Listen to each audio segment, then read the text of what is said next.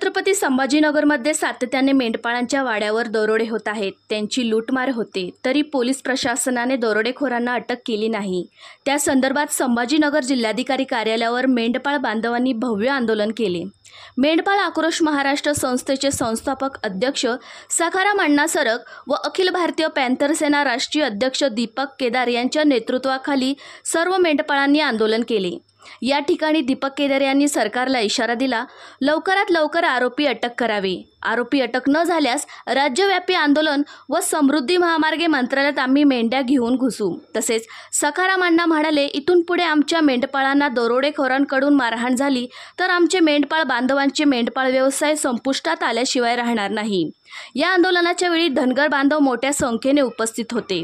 या सर्व गोष्टींचा आढावा घेतला आहे माय टीव्ही मराठी 24 तासच्या वृत्तवाहिनीचे न्यूज रिपोर्टर रावसाहेब वरपे, अहिल्यानगर. लक्ष करत आहे. पण आजच्या मितीला आज सकाळपासून जे आमचे जनाकोश मेंढपाळाचे अध्यक्ष सखाराम अण्णा सरग यांना पोलीस प्रशासनाने 4 वेळा फोन, म्हणजे 10 वेळा फोन केला तर मेंढी तुम्ही जिल्हाधिकारी कार्यालयात आणू नका. तुम्ही याच्याकडे कसं पाहता? गंभीर आहे.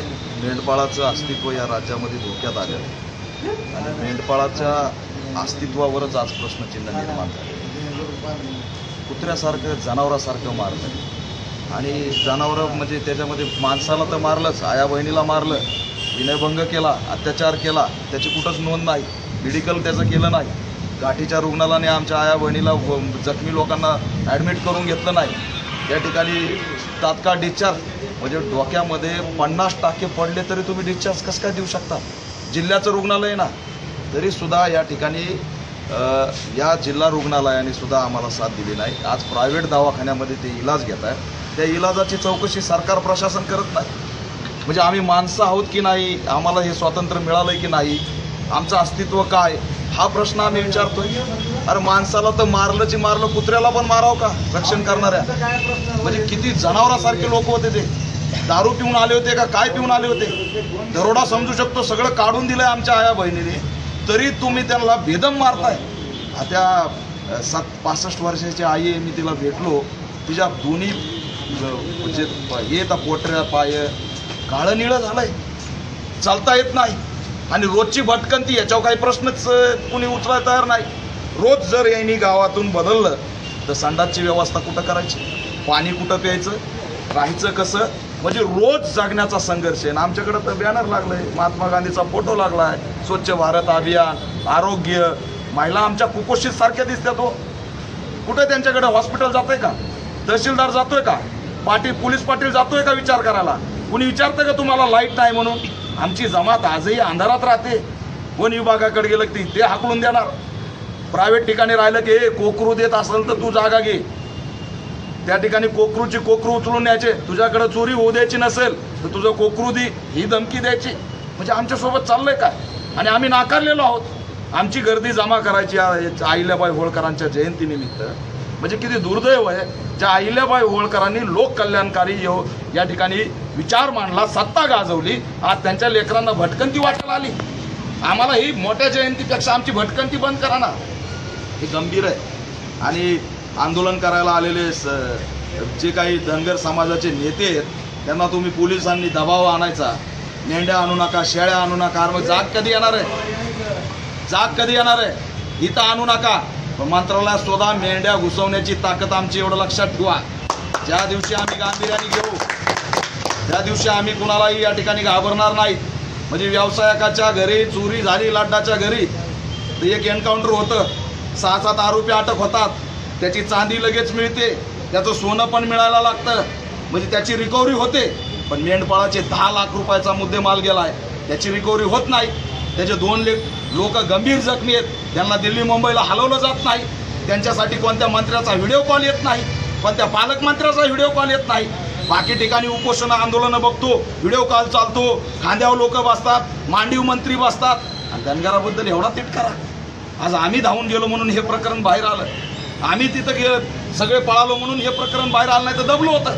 म्हणजे तुम्ही मार खा, तुमची भटकंती करत राहा, तुम्ही या देशाचे नागरिक आहेत का नाही हे तरी उत्तर द्या. आणि मग आम्हाला लायसन मिळणार नाही. वैष्णवीच्या घरात त्या निलेश चव्हाणला लायसन मिळणार, बीडच्या गुंडांना लायसन मिळणार, पुण्याच्या गुंडांना लायसन मिळणार, पण दलित आदिवासी धनगरांना लायसन मिळणार नाही संरक्षणासाठी.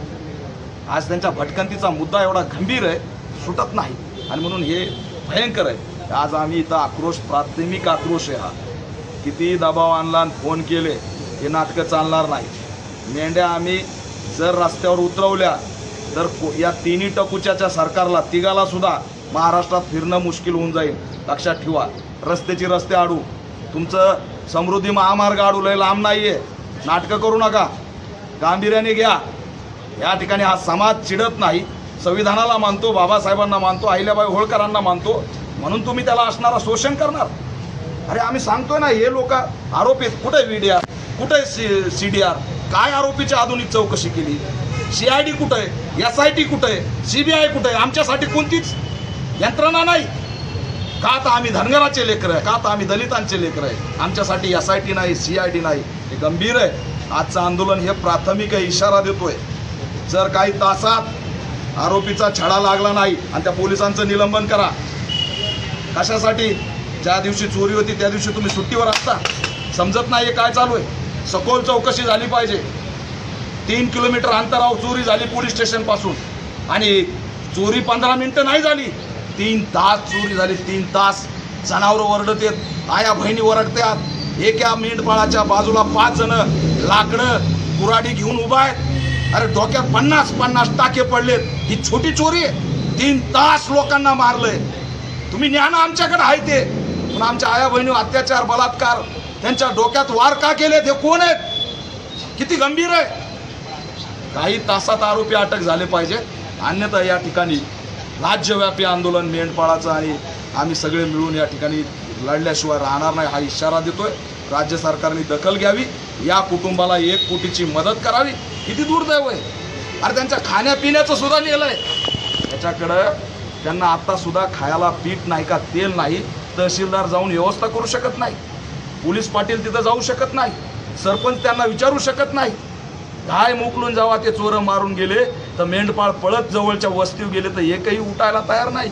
एवढी मानवता या महाराष्ट्रातून गेलेली. छत्रपती शिवाजी महाराज, डॉक्टर बाबासाहेब आंबेडकर, अहिल्याबाई होळकरांचा, महात्मा फुलेंचा महाराष्ट्र, ज्याला मानवतेचा महाराष्ट्र म्हणतो, तिथं मदतीला कोणी धावून जात नाही. लय शिवारात नव्हते, हायवेच्या बाजूला फक्त 100 मीटर अंतरावर होते, पण 3 तास त्यांना मारलं. हे सुनियोजित कटाशिवाय होऊ शकत नाही. या कटात कोण कोण सामील आहेत त्या सगळ्यांची CID आणि SIT मार्फत चौकशी झाली पाहिजे. ही आमची या ठिकाणी मागणी आहे. या कुटुंबाला 1 कोटीची मदत झाली पाहिजे. जखमी असणाऱ्यांना चांगला इलाज मिळाला पाहिजे. आणि आमच्या नमस्कार, मी सकाराम सरक, संस्थापक अध्यक्ष, महाराष्ट्र मेंढपाळ आक्रोश आंदोलन अहिल्यानगर. आज या ठिकाणी आम्ही संभाजीनगर जिल्हाधिकारी कार्यालयावरती निवेदन देण्यासाठी आलेलो होतो मेंढपाळाच्या वतीनं.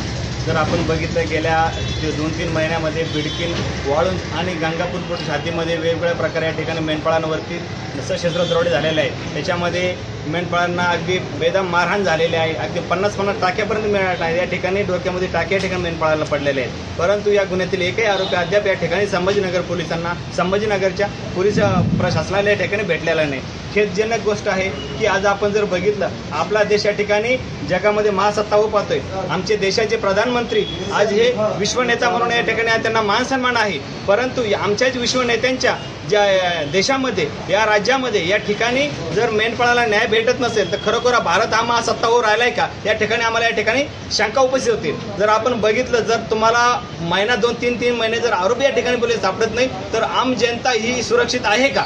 हा एक विचार करण्यासारखी गोष्ट आहे. आम जनता नक्कीच या ठिकाणी सुरक्षित नाही. कारण या ठिकाणी आपण बघितलं, आरोपी आणि पोलीस यांची चांगल्या प्रकारची सोरीक असल्या कारण या ठिकाणी आरोपी पोलिसांना सापडत नाही. हा त्या ठिकाणी आमचा ठाम आरोप आहे. आणि या पोलीस प्रशासनानं जर एवढ्या 15 दिवसामध्ये या ठिकाणी आरोपीला अटक केली नाही तर आम्ही पोलीस महानिरीक्षक यांना या ठिकाणी आम्ही त्यांच्या कार्यालयासमोर आम्ही बांगडी आंदोलन या ठिकाणी आम्ही करा. त्यांना आम्ही त्या ठिकाणी या संदर्भामध्ये निवेदन देऊन त्यांनाही आम्ही आमची मागणी सांगणार. आणि त्यांना या ठिकाणी पोलिसांनी आरोपी अटक नाही केले तर आम्ही पोलीस महानिरीक्षक यांना बांगडी अटक करणार आहोत. ही या ठिकाणी आमची पुढची मागणी आहे. आम्ही शासनाकडे ही मागणी केलेली आहे की मेंढपाळाच्या कायम सुरक्षेचा प्रश्न जर तुम्हाला सोडवायचा असेल तर या ठिकाणी महाराष्ट्र शासनानं, राज्याचे मुख्यमंत्री तथा गृहमंत्री देवेंद्र फडणवीस साहेब यांनी तात्काळ मेंढपाळांना बंदुकीचं लायसन या ठिकाणी शस्त्र परवाना दिला पाहिजे की जेणेकरून मेंढपाळ हा स्वतःचा व्यवसाय सुरक्षित करू शकतो. आजच्या परिस्थितीमध्ये मेंढपाळ एवढा घाबरलेला आहे. या ठिकाणी तो व्यवसायापासून दूर जाण्याची शक्यता आहे.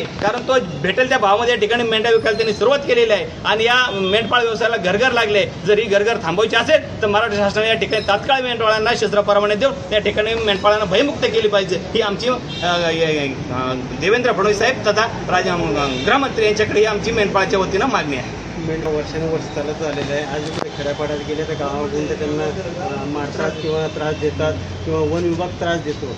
परंतु जी जयंती साजरी होते चौंडीला त्या ठिकाणी मोठ्या प्रमाणात होते, पण त्यावेळेस अशी गोष्ट का करत नाही, सर्व एकत्र येतात त्यावेळेस असे का विचार मांडत नाही त्या ठिकाणी की आम्हाला संरक्षण द्यावं. प्रत्येक वेळेस हमलाच होतो. आता हा विषय असा आहे, मेंढपाळ संघटित नाही आहे. महत्त्वाची गोष्ट मेंढपाळाच्या हीच आहे की मेंढपाळ संघटित नाही आहे. आमच्या आज राजमाता आलेले होळकर ज्यांचा विचार केला, त्यांचे कार्य जर बघितलं तर या ठिकाणी देशाचे प्रधानमंत्री देखील त्यांच्या कार्याचा गौरव करतात.